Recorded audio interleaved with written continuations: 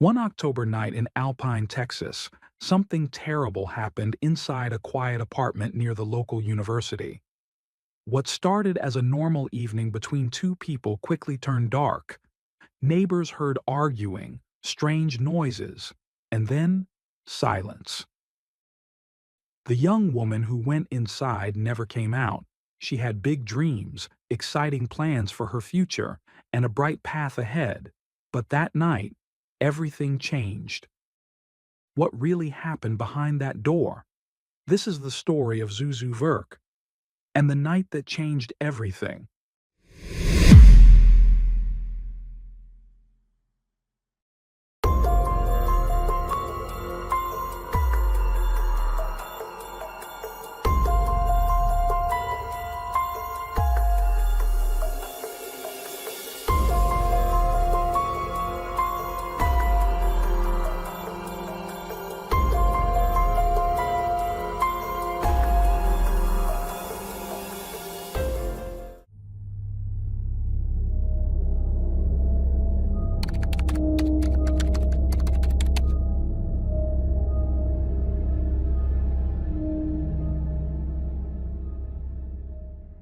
Zuzu Renee Verk was born on April 22, 1995, in the close-knit community of Keller, Texas, to Lori and Glenn Verk.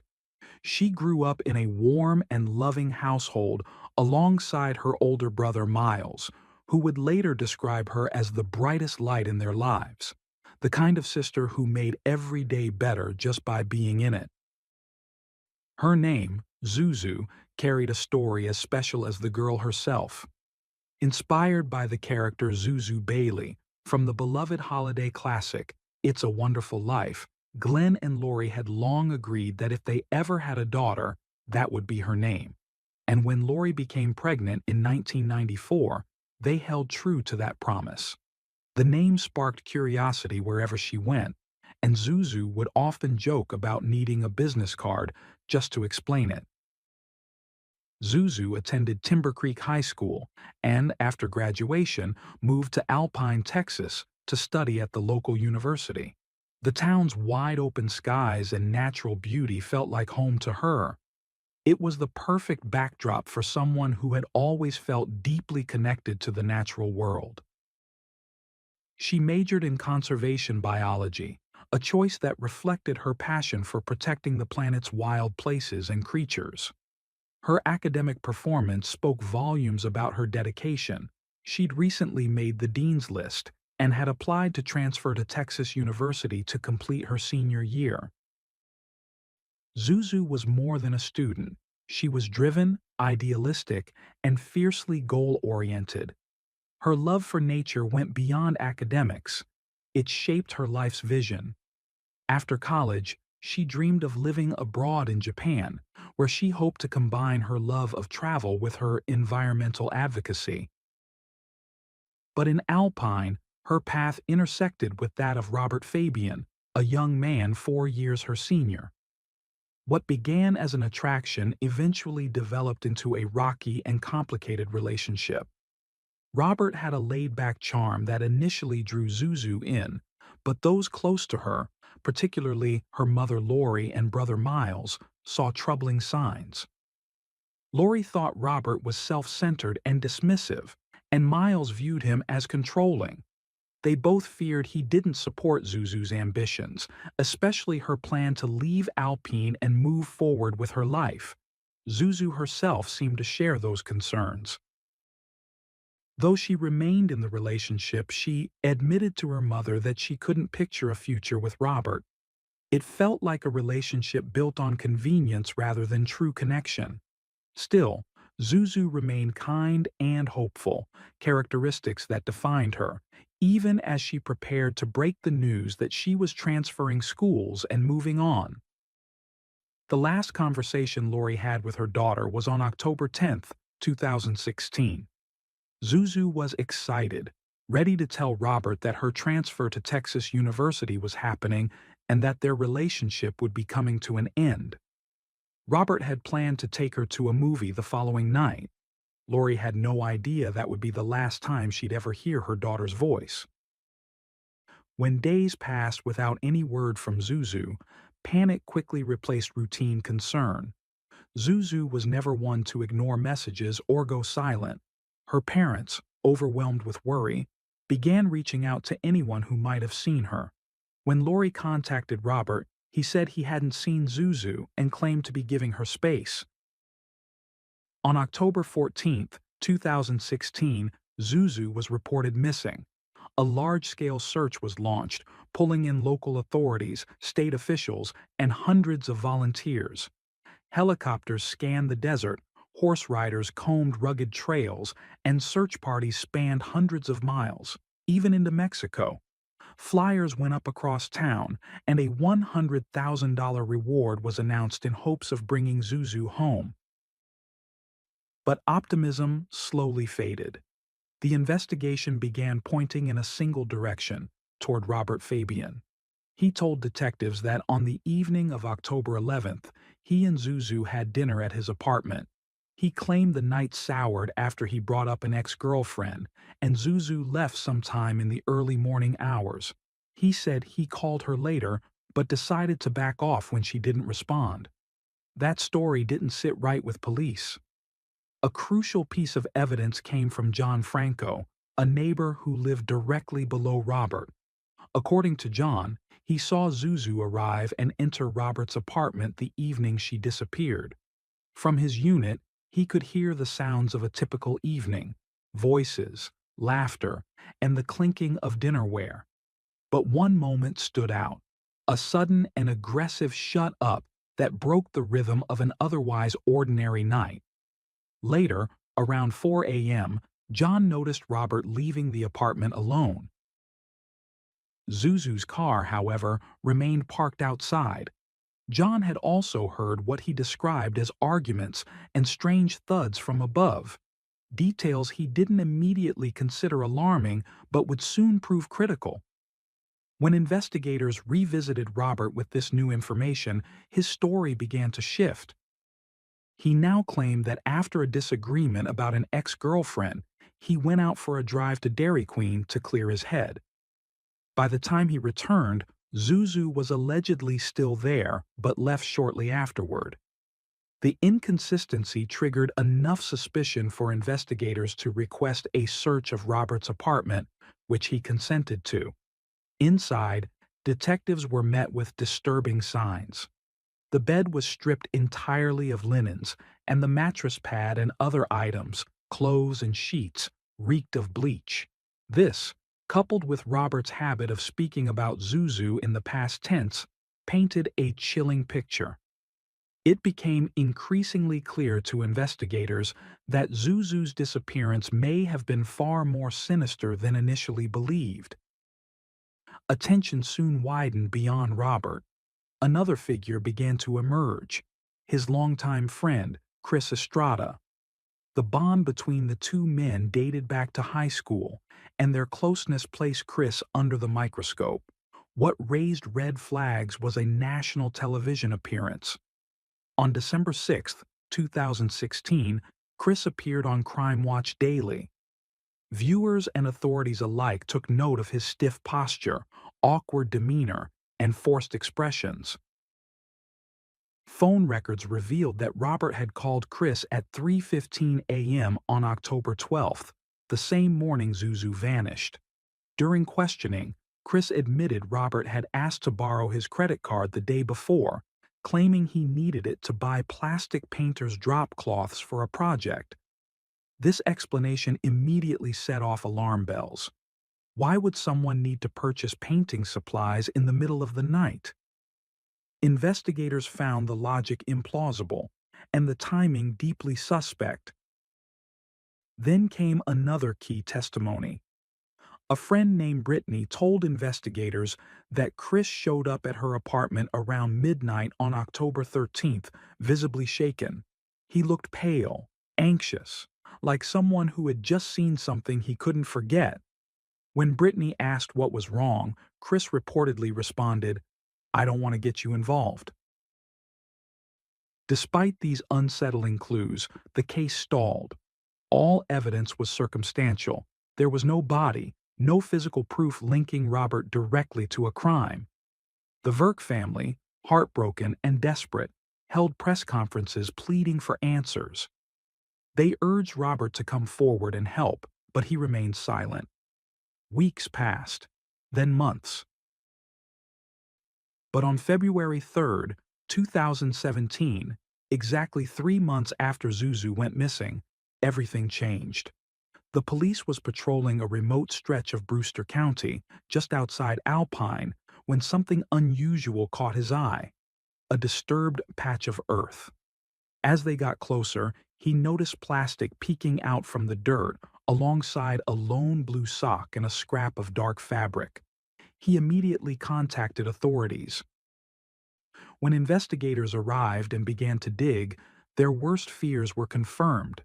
Inside a shallow grave, wrapped in a plastic painter's drop cloth, was the body of Zuzu. DNA testing later confirmed the remains. The young woman full of life and dreams, who had planned to study at Texas University, who wanted to live in Japan, who loved the stars and the earth, had been found. The plastic wrap used to conceal her body matched the kind Robert had bought at Dollar General with Chris's borrowed credit card. It was the final piece. Within 24 hours of the discovery, Robert Fabian was arrested and charged with evidence tampering and abuse of a corpse. 2 days later, Chris Estrada was taken into custody in Phoenix, Arizona, facing similar charges. Before long, Robert's charges were upgraded to murder. In April 2018, Chris accepted a plea deal, agreeing to testify against his best friend.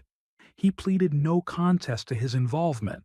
Robert, however, continued to deny everything, pleading not guilty. His defense attorney insisted there was no direct physical evidence tying Robert to the murder. No fingerprints, no DNA.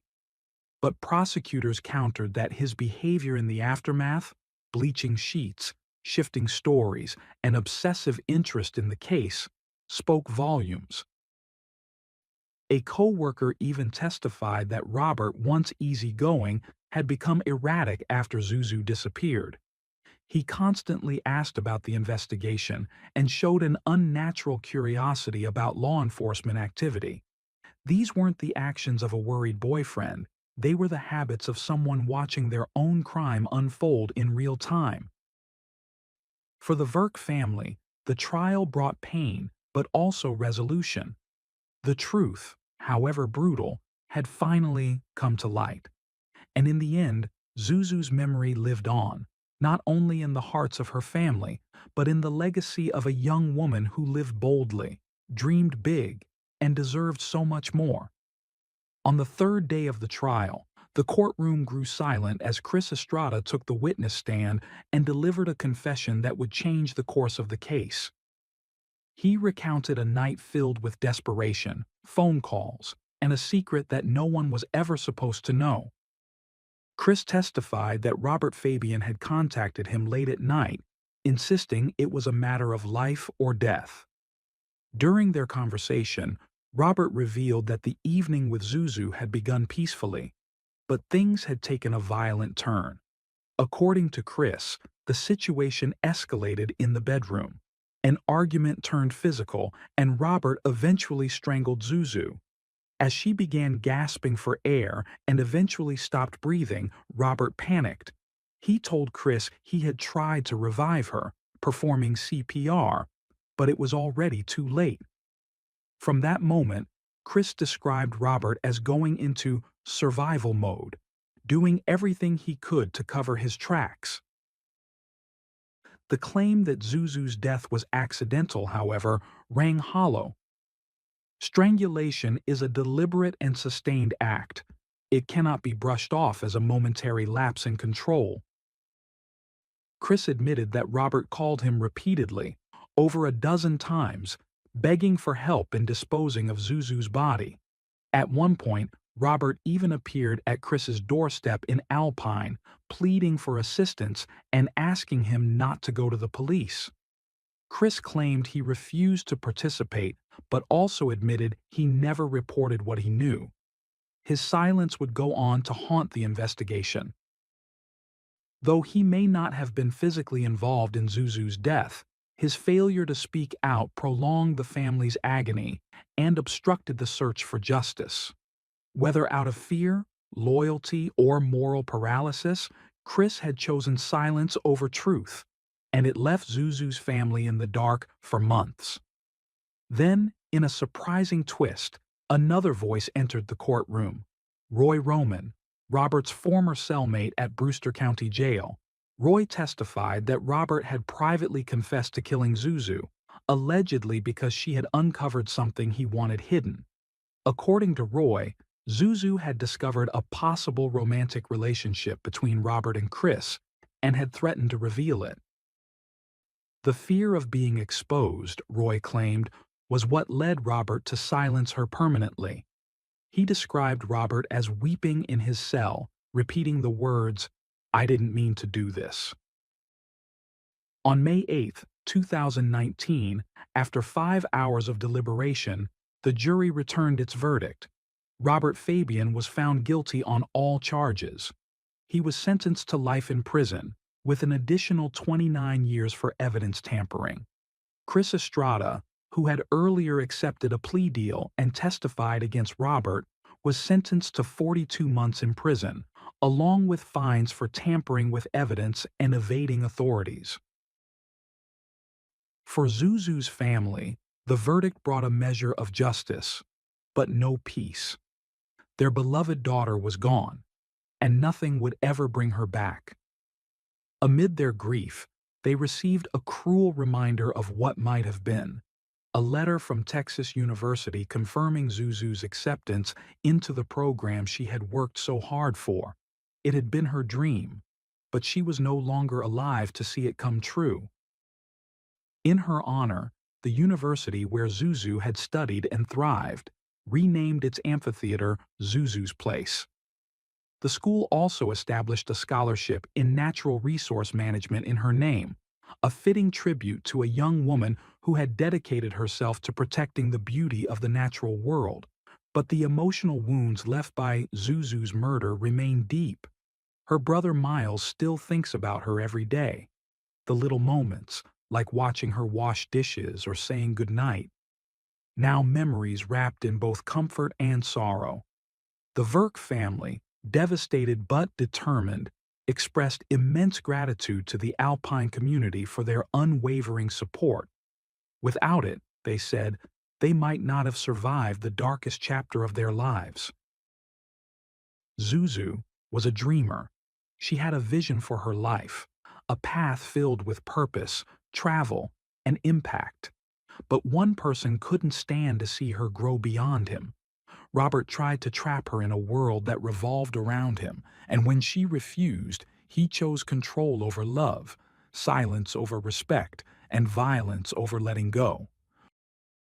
Her story is a devastating warning. Never stay in relationships that shrink you. Never allow someone to keep you from becoming who you're meant to be. Zuzu was on the verge of reclaiming her freedom, ready to step into the life she had imagined. But she didn't make it. Let her legacy serve as a reminder. Protect your dreams, guard your independence, and never let anyone convince you that you must choose between love and freedom.